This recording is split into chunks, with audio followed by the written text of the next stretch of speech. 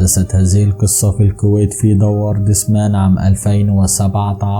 وكان ذلك يوم 25 من فبراير، وهو عيد التحرير والعيد الوطني للكويت. وكان هناك أحد الشباب الذي ولد في عام 1994 كان ينتمي للفكر الداعشي، وفي هذا الوقت كان هذا الشاب يركب إحدى السيارات الكبيرة التي تسمى وينيت،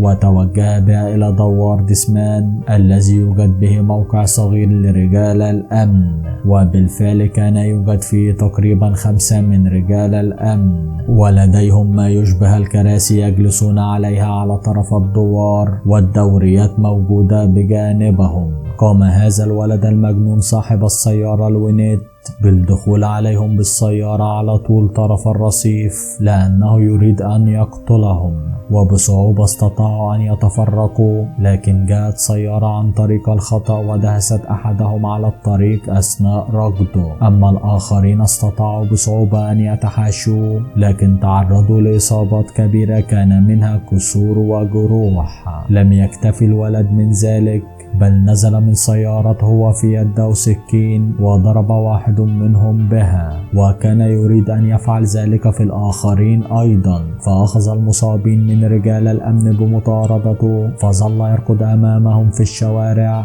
وحدثت مطاردة عنيفة للغاية. وبرغم أن رجال الأمن كانوا مصابين إلا أنهم كانوا يتحاملون على أنفسهم ويركضون خلفه بكل جراءة، فقد كانوا خائفين أن يتوجه هذا الولد إلى أحد العائلات التي كانت متواجدة بجهة البحر، لأن هذا الموقع كان قريبا جدا من تواجد العائلات والأطفال، وكانت الناس تحتفل في الشارع أيضا، فأصبح ذلك اليوم رعب حقيقي. وفي النهاية تم إلقاء القبض عليه، وكان ولد كويتي من مواليد عام 1994 يسمى عبد العزيز، وتم نقل رجال الأمن ال5 إلى المستشفى، لكن للأسف توفي أحدهم بعدما تم دهسه من أحد السيارات عن طريق الخطأ. وتخليدا لذكرى رجال الأمن هؤلاء الذين كانوا ضحية الغدر لهذا المجرم، والذين ضحوا بأنفسهم بسبب هذا الإرهابي، كان المتوفي رحمة الله عليه وكيل عريف يدعى تركي العنزي، وكان المصاب الذي تم طعنه بيد المجرم هو نقيب يدعى فراس الجركي، وكذلك المصابين ملازم يدعى عمر الهيفي، وملازم آخر يدعى نواف الحمدان، وشرطي يدعى أحمد عبد الله المتيري. تمت إحالة هذا المتهم للمحاكمة، وفي أول درجة حكم عليه بالإعدام، وفي ثاني درجة قرروا أن تتم إحالته للطب النفسي، وعندما أحالوه أقر الطب النفسي أن هذا الشخص في كامل قواه العقلية، لكنه قد تم غسيل مخه بهذه الأفكار الإرهابية، فقررت المحكمة بعد سماع رأي الطب النفسي تأييد حكم الإعدام الصادر ضد المتهم بالإرهاب عبد العزيز، وكذلك المتهم في مقتل رجل الأمن وإصابة ال4 الآخرين.